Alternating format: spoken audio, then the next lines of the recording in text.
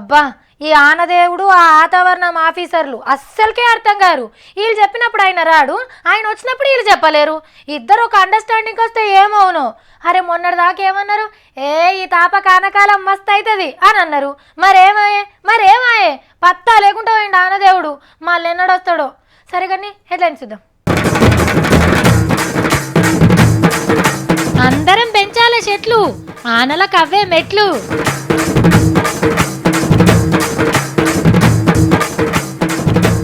తగ్గిస్తారట బ్యాగుల మూత, జర చూడుండ్రి ఫీజులు చూతా. చందాలు అడుగుతున్న సత్తి. అనిల్ అంబానీ సార్ పేరు మీద 10 రూపాయలే అన్న. నీ సెల్ ఫోన్ కు సింగల్ బాగుంటది. నా దయగల్ల నరసింహ స్వామి నిన్ను సల్లంగా చూసునయ్యా. ఏం పేరు నరసింహలేనా నాయన పేరు? కట్కేస్తే కరెంట్ వస్తుంది, తాళం చేయి తిప్పితే బండి చాలు అవుతుంది, బటన్ నొత్తితే కంప్యూటర్ వెలుగుతుంది. అంతా మన చేతుల్లో ఉన్నదన్నట్టు. వాటిని ఆడిచ్చే రిమోటు మనమే. మరి ఆనలు తెప్పించే ఛాన్స్ మనకున్నదా? అబ్బా వాతావరణం ఆఫీసర్లతోనే కాదు, ఇక మనతోనే ఏమవుతుంది అని అంటున్నారు కదా. కన్నున్నది. చెట్లు పెడితే ఆనల రిమోట్ మన చేతులు ఉన్నట్టే. గా కార్యం మళ్ళీ పరి మన ముంగటికి వచ్చింది. మీరు కూడా మనిషికో చెట్టును పెట్టుర్రి. పెద్దసారి వచ్చే వరకు పొక్క తీసి పెట్టిర్రు. ఇట్లా మహాగాని చెట్టును పెట్టి తట్టతోని మట్టి పోసిండు.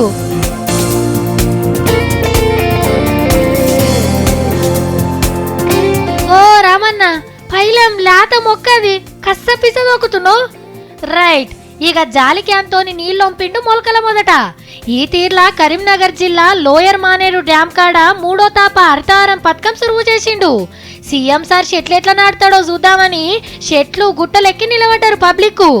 మీటింగ్ లా ముఖ్యమంత్రి సార్కి పువ్వుల గుత్తికి బదులు మొలకలు ఇచ్చి ఎలకని చెప్పిరు లీడర్లు. అటెంక కేసీఆర్ సార్ మైక్ అందుకుండు. ఇంట్లో పిల్లగాని ఎట్లా జాతారో మొక్కను కూడా పిల్లగాని పేరు మీద ఒకటి అట్లా జాదాలి. హెలికాప్టర్లో చూస్తే ఇది అడవిలో దిగుతున్నామా కరీంనగర్ టౌన్లో దిగుతున్నామా అనేటువంటి విధంగా కరీంనగర్ పచ్చబడాలి. మంచిగా చెట్లను జాది పెద్దగా చేసిన వాళ్లకు అవార్డులు పైసలు ఇస్తామన్నాడు. అంతేకాదు కరీంనగర్ ఆలతే మారుస్తారట. లండన్ లో ఉన్నటువంటి తేమ్ నది అవకాశం మీ కరీంనగర్ ఒక్కదానికే ఉంది. పక్కనే మానేరు ప్రవహిస్తుంది. కాబట్టి రాబోయే రోజులలో లండన్ లాగా కరీంనగర్ తయారైద్దని నేను చెప్పిన 100% తయారు చేస్తాం. దానికి కొద్ది టైం పడుతుంది, మీ సహకారం అవసరం ఉంటుంది. పబ్లిక్ ని పరిశాన్ చేస్తున్న ఇంకో 2 ముఖ్యమైన ముచ్చట్లు చెప్పి భరోసా ఇచ్చిండు. కల్తీలు చేస్తా ఉంటే ఈరోజు తోలు తీయమని చెప్పినాం, పోలీసులు విజృంభిస్తా ఉన్నారు. కల్తీ దందగాళ్ళందరూ గడగడలాడి చస్తా ఉన్నారు. గంజాయి లాంటి హీరోయిన్ లాంటి మాదక ద్రవ్యాలను కూడా చీల్చి చెండాడుతా ఉన్నాం. కరీంనగర్లో సారు కార్యం సురువు చేస్తే 31 జిల్లాలంతటా మంత్రులు, ఎమ్మెల్యేలు, ఎంపీలు, కలెక్టర్లు, ఆఫీసర్లు, టీచర్లు, ఈ స్కూల్ పిల్లలు చెట్లు నాటిర్రు. ఈ తాపకు 40 కోట్ల మొలకలు నాటుతారట. పెట్టినవన్నీ పెరిగినంటే ఆకుపచ్చ తెలంగాణను జల్దిగానే చూస్తాం. ఇక మీకు యాదుకుందా, చిన్న ఉన్నప్పుడు మన స్కూల్ బ్యాగ్ ఎట్లుంటుండే? యూరియా బస్తాను చింపి కుట్టించేటోళ్ళు కదా. మీద 2 జేబులు, అందులో 2 పెన్నులు, 1 పెన్సిల్, ఇంత రబ్బర్ ముక్క. ఇక లోపట్నేమో 2 అర్రలు ఉంటుండే. ఒక దాంట్లో ఒయ్యిలు, ఇక ఆఖరి దాంట్లో కాపీలు. ఒయ్యిలు అన్ని కొండపోయినా కాపీలు అయితే 2-3 కొండపోయేటోళ్ళం. చిత్తు కాపీలో రాసుకొని ఇంటికి వచ్చినాక మళ్ళీ ఫేర్ కాపీలు ఎక్కించేటోళ్ళం.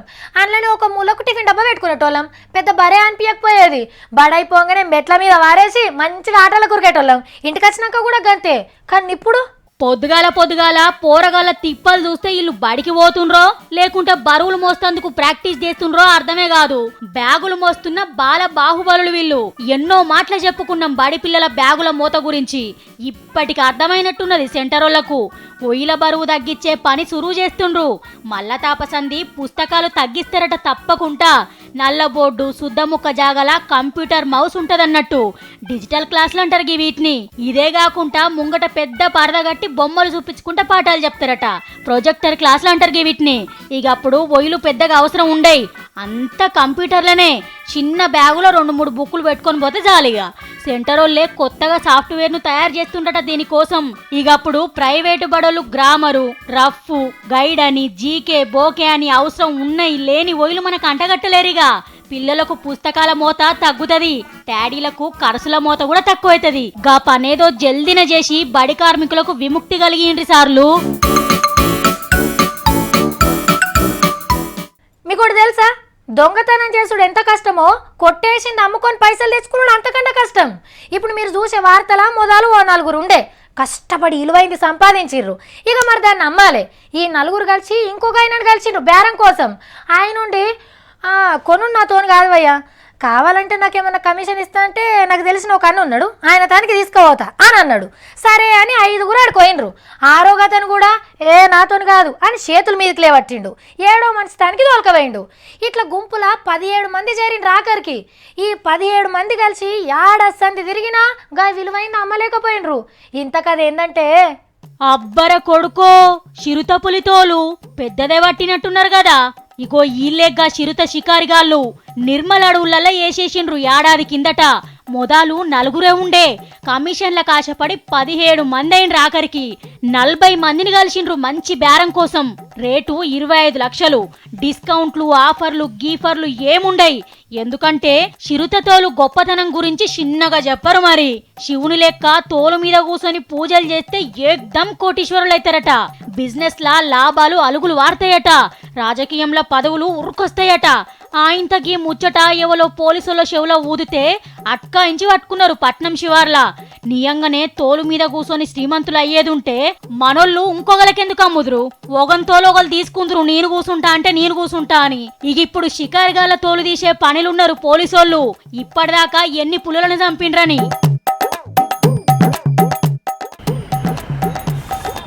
యా పైసలే నాయనా. అయ్యా నీ పేరేం పేరు నాయనా? ఆ దుర్గయ్య కొడుకు నాయనా రవ్వయ్యా. ఓ కూడా నీకేమాయరా చేతులు ఆ డబ్బేంది ఏమో బోర్డు పట్టుకొని పాటలు పాడుకుంటా రోడ్ల మీద తిరుగుతున్నావేంద్రా? ఏం పేరు నాయనా? నరసింహనా? దయగల్ల నరసింహ స్వామి నిన్ను సల్లంగా చూసునయ్యా నాయ్యా. ఏం పేరు నరసింహలేనా నాయన పేరు? అంటే అడుక్కునే కర్మ నీకేం పట్టిందిరా గట్ల అడుక్కుంటున్నావు? దయగల తల్లివమ్మ సాఫిత్రి 10 రూపాయలు దానం చెయ్యి సాఫిత్రి. దానాలు చెయ్యవమ్మ సాఫిత్రి, పాపాలు గడుకోవమ్మ సాఫిత్రి. దానం నేనెందుకు చేస్తారా? నీకు ఏం పని పాట లేదా? అమ్మా మీ తాతల ముత్తాతల పేర్లు చెప్పు తల్లి, అలా పేర్లు తలుస్తా. తాత ముత్తాతలయ్యమ్మ సాఫిత్రి, దీవే నాతో లొండోనో సాఫిత్రి. అమ్మా దయగల తల్లి ఎయ్యమ్మా 10 రూపాయలు. చాలు నడిమిడికెళ్ళి 1 రూపాయి కూడా అయ్యా. నేను దీవెనార్తలు అద్దే ఏమద్దు నాకు. నీ ఎంగిల్ చేతోని కాకిని కూడా కొట్టవు నువ్వు. 10 రూపాయలు దానం ఏం చేస్తావు కానీ నువ్వు రా, ఇసంటిలో డబ్బా తీసుకొని రా, ఇద్దరం కలిసి అడుక్కుందాం, అడుక్కొని ఆదుకుందాం. కొర్రాస్ తీసుకొని మూతి మీద వాతలు పెడితే ఇష్టం వచ్చినట్టు మాట్లాడితే ఏమనుకుంటున్నావు నువ్వు?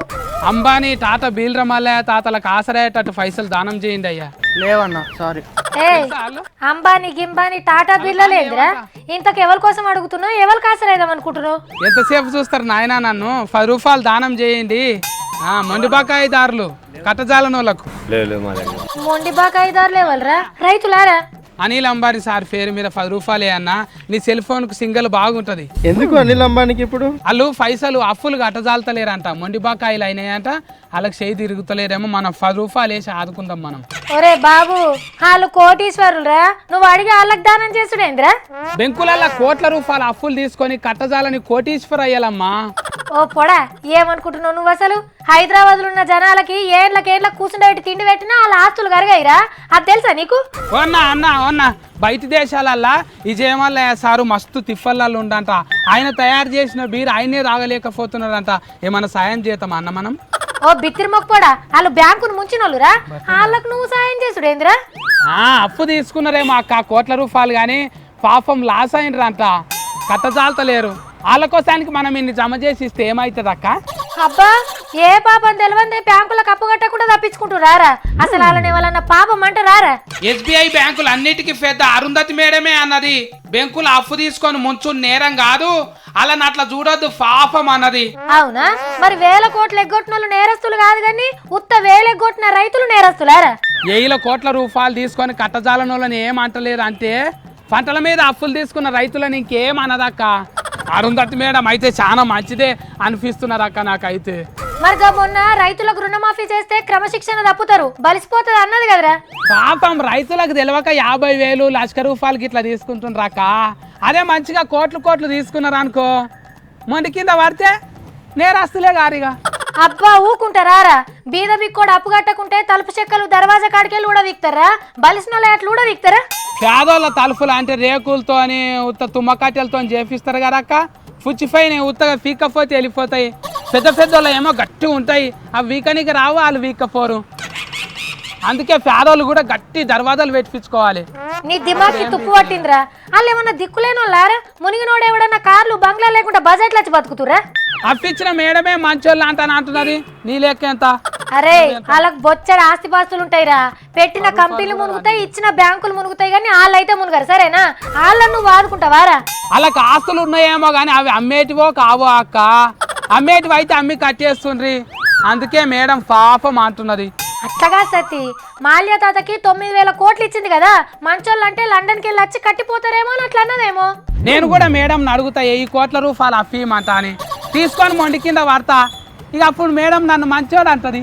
అప్పుడే మర్చినవారా నీ పొలం పట్ట కాయిదాలు పట్టుకొని అప్పు కోసం బ్యాంకు పోతే నెలల కమానం తెప్పించుకునే ఇక నీకేం వస్తుందని ఇస్తారా అవునక్క నేను అంటే బీడి బిక్కారు కానీ నా పేరు చెప్తే 10 రూపాయలు కూడా రావు కానీ కోటీశ్వరయ్యల పేరు చెప్పినా కూడా 10 రూపాయలు వేస్తలేరేమో అక్క అధ్వానం అయిపోయింది బ్యాంకులను ముంచిన వాళ్ళు నష్టపోయిందని అడిగి తీస్తారా జనాలకు తెలియదా ఎవరు ఎరగని నువ్వు సపడదాకా వచ్చే మేడం మంచోళ్ళు అంటాను అంటే నేను నిజంగానే పైసలు జమ చేసి వాళ్ళకి ఇస్తామంట అని పొద్దుట సంటి పట్టుకొని తిరుగుతున్నాక ఎవ్వరు 10 రూపాయలు వేస్తలేరు అప్పుడు ఒక రైతుల కోసానికి అడిగినా కదా ఇయ్యలేరు ఇప్పుడు వీళ్ళ కోసం అడిగితే కూడా ఇస్తలేరు ఏం చేయాలి అబ్బా ఇవాళ స్కూల్ బంద్ ఉంటే ఎంత మంచిగా ఉంటుండే అని ఎదురు చూస్తారు పొరగాన్లు అబ్బా ఇవాళ భారత్ బంద్ అయితే ఎంత మంచిగా ఉంటుండే ఏ పార్టోళ్ళని నచ్చి బంద్ చేస్తే ఎంత ముద్దుగుండు ఎవరు వస్తారు ఎవరన్నా వస్తుండ్రా అని గేట్ దిక్కే చూస్తారు పొరగాన్లు లేదంటే బడిలో సవలతులు మంచిగా లేవు చదువు మంచిగా చెప్తలేరని ఏదో ఒక కారణంతో బయటకు ర్యాలీ తీసుకోవద్దు ఎంత మంచిగుండు అని కూడా అనుకుంటారు కానీ ఇది వరుసంది ఇట్లా చేస్తే ఏమవుతుందో పారు చూడరు ఇట్లా బడి గంట మోగుతుందో లేదో అట్లా బయటి గంట కొడతారు కొందరు బడిలకెళ్ళి హాస్టల్లకెళ్ళి పోరగాళ్ళని తీసుకుపోతారు కదా ధర్నాకు దీక్షలకు ర్యాలీలకని చదువుకునే పిల్లలను ఇట్లా తీసుకుపోయేటోళ్ళ మీద కేసులు పెట్టమని ఆర్డరేసిండు సంగారెడ్డి జిల్లా కలెక్టర్ మాణిక్యరాజ్ సారు మళ్ళా మామూలు కేసులు కావు కిడ్నాప్ కేసులు మా బడి పిల్లలను పలానా సంగపొల్లు బలిమికి తీసుకుపోయిండని కేసు పెట్టాలన్నట అయ్యో మాకు తెలియదు తెలిస్తే పంపకపోదుమని హెడ్ మాస్టర్లు హాస్టల్ వార్డని చెప్తే నడవది మీకు తెలియకుండా ఎట్లా పోయిండ్రని మొదలు వీళ్ళ మీద కిడ్నాప్ కేసు పెట్టినాకనే వెనకసిరి తీసుకుపోయిన మీద పెడతారట ఇక గంటకోపారి పిల్లలను లెక్క పెట్టుకోవాల్సిందే పెద్దసార్లు పుసుక్కున పిల్లలు ర్యాలీలా కనబడితే ఇక పడ్డట్టే కిడ్నాప్ కేసు పర్మిషన్ తీసుకోకుండా రోడ్ల మీదకి తీసుకుపోయి చదువుకు దూరం చేస్తుండ్రని గీ గొట్టు రూల్ తెచ్చిండట కలెక్టర్ సారు కానీ బడిలో మంచిగా సవలతులు లేవ్వనో హాస్టల్లో కోడిగుడ్లు పెడతలేరనో ధర్నాలు చేస్తామంటే మీరు పర్మిషన్ ఇస్తారా సారు అయినా బల్లె అన్ని మంచిగున్నాక ధర్నాలు ఎందుకు చేస్తారు ర్యాలీలు ఎందుకు తీస్తారు సారు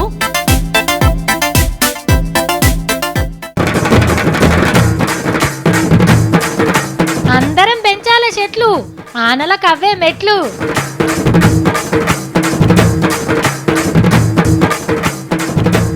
తగ్గిస్తారట బ్యాగుల మోత జర చూడుండ్రి ఫీజులు చూత చందాలు అడుగుతున్నా సత్తి అనిల్ అంబానీ సార్ పేరు మీద 10 రూపాయలే అన్న నీ సెల్ ఫోన్ కు సింగల్ బాగుంటది దయగల్ల నరసింహ స్వామి నిన్ను సల్లంగా చూసునయ్యా నాయ్యా ఏం పేరు నరసింహలేనా నాయన పేరు టాటా చెప్పాలా మరి